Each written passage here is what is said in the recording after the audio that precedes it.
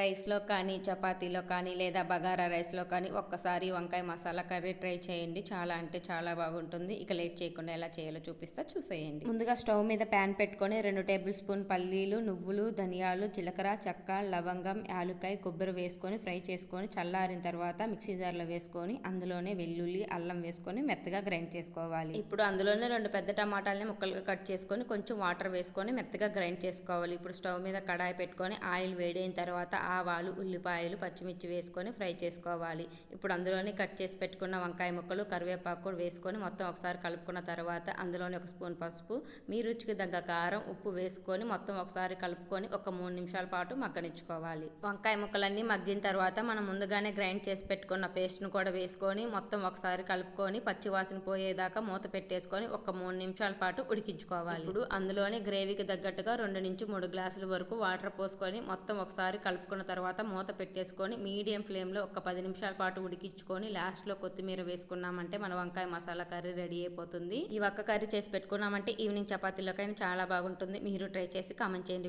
వెళ్తూ చిన్న లైక్ ఇచ్చి సబ్స్క్రైబ్ చేసుకోండి.